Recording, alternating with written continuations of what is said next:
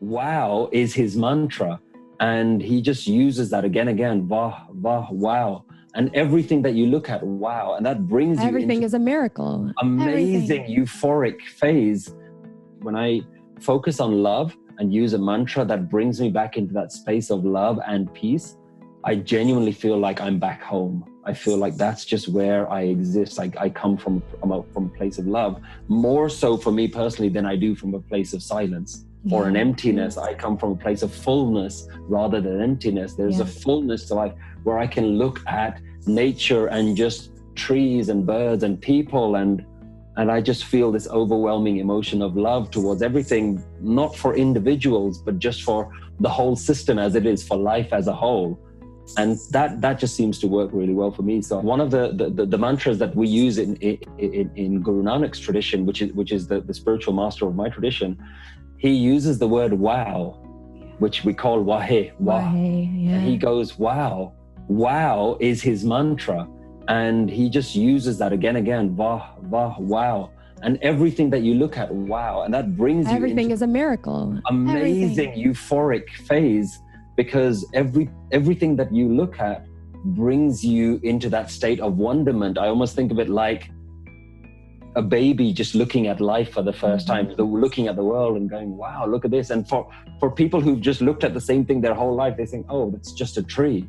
But if you can look at it with the eyes of a baby, look at it with those fresh eyes, then everything and everyone has that element of wonderment, and you can have that. And when we talk like that, I'm aware that it could sound quite wishy-washy. It could sound like, for people, you know, what's he talking about? That's not real life. You know, get back into the real world. And I'm almost thinking it's the opposite. This actually feels like the real world. This feels like the real space. And the stuff that's going on in your head, that's not the real world. Exactly. That's just a fantasy. That's just stories that's going on in your mind. If you can actually look at the real world and just look at it for what it is beautiful. And that's not to say that there isn't difficulties and there aren't people who are going to be really difficult and situations that are going to challenge us. But there is beauty in so much. We can, I want people to get to a point where just breathing brings you into a state of wow. Yes. Just realize, if you just take a deep breath in and you realize, wow, I'm breathing.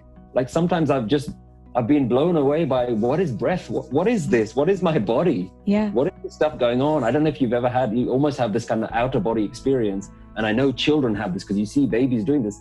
They start to just look at the hand. Like, what is this? What is this? Wow. And children do this. And if you can do that as an adult, to just take a moment to appreciate, what is this? Like, it's not mine. I didn't create this body. Look at these legs, they move. And it sounds ridiculous. But the mind is like, they're legs, duh. Yeah, they're legs.